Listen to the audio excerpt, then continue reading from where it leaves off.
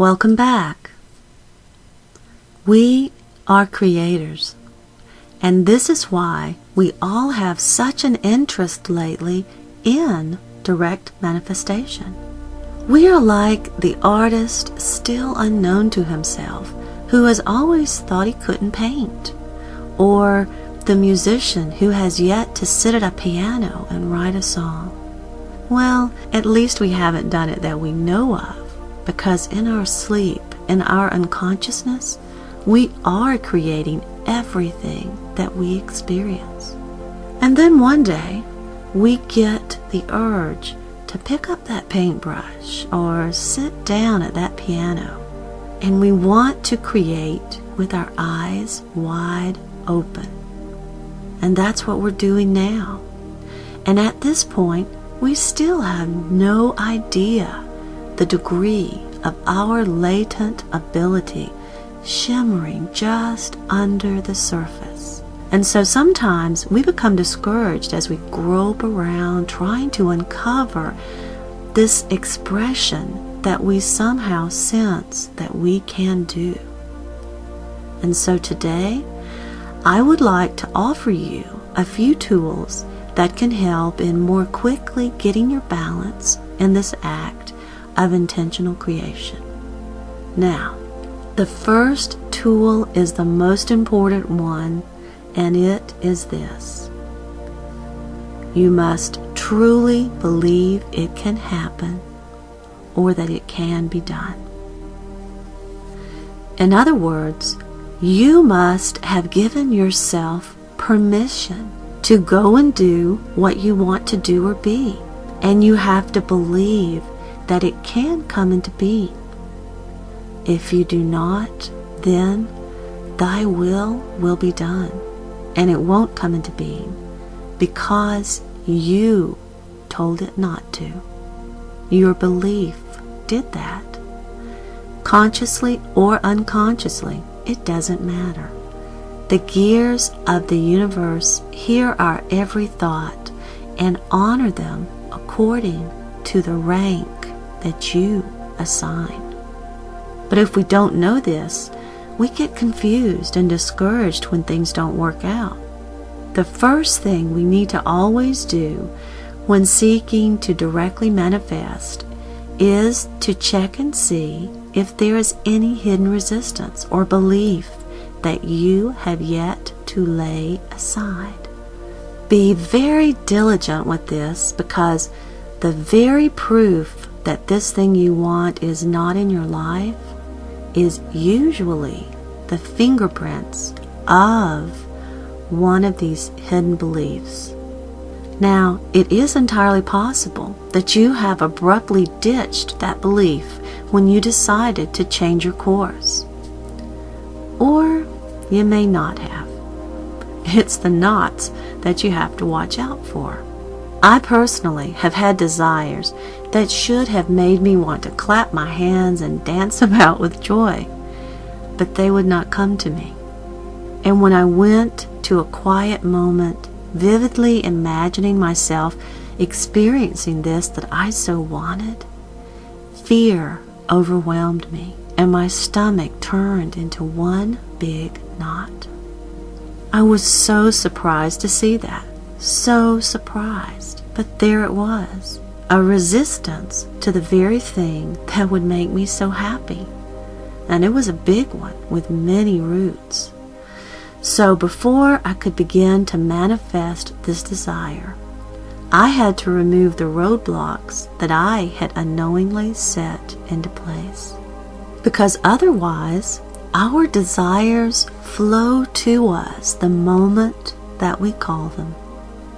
They immediately begin the act of appearing in our world. But if they hit a roadblock, and we haven't even put up a detour sign, then they can come no closer to us. No closer. And we think we have failed. But all we have failed to do is to remove the roadblocks. So if you aren't getting what you believe you desire, find those roadblocks. They are most certainly there, Because it isn't that you can't manifest. You're manifesting as we speak.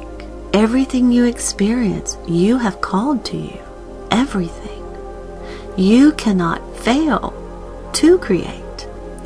But if you have also created roadblocks, they will perform their duty to you as faithfully as anything else. They will block until you lay your hand on them and set them aside. And so we must find them and do away with them, because they are the only reason that you do not have whatever it is that you want right this very minute. It's true. For example, some of you might want to manifest more money. It's a popular topic. But I would like for you to take a moment and imagine that you have this money right now. Imagine this. Picture it in your bank this very moment. How does that make you feel? Be with it for a moment.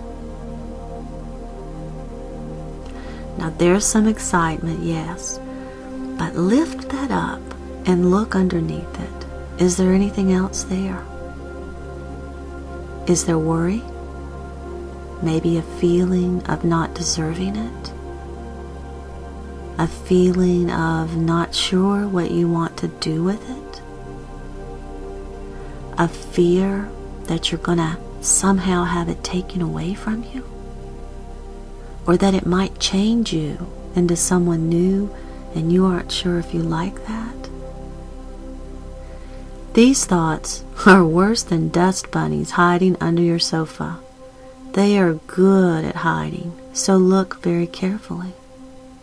And in addition to thoughts like those, here's a biggie to ask yourself. Do you even hold open the actual true possibility that this money might come to you?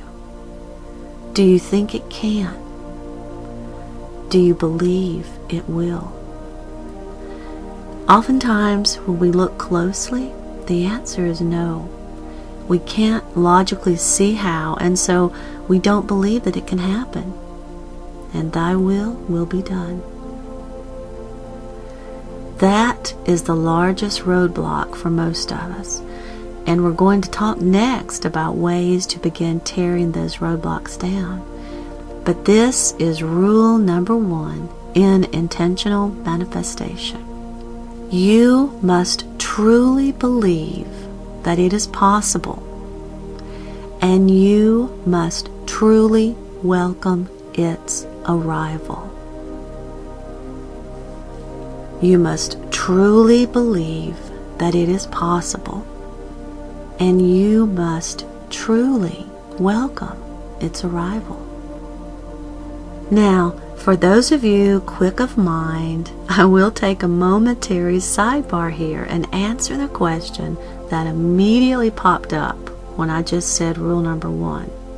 And the question that popped up into your heads was, hey, can't you manifest with fear as well? Do you have to welcome it?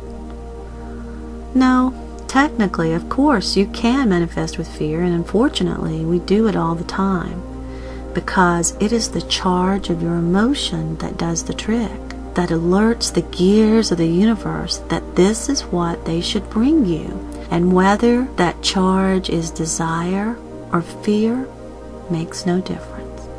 But fear is indeed a less fun place to manifest, and there's no need to go there. It's silly, and it's more difficult to do, actually. In this example, you would have to be terrified of having money and have no resistance to receiving it all at the same time. So you would have to be like, oh, how awful and inconvenient. I think I'm going to come into more money. Yay!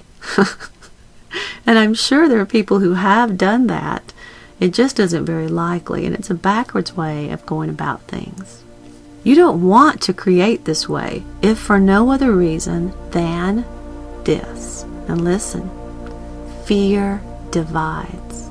And that is another big truth that was whispered into my ear.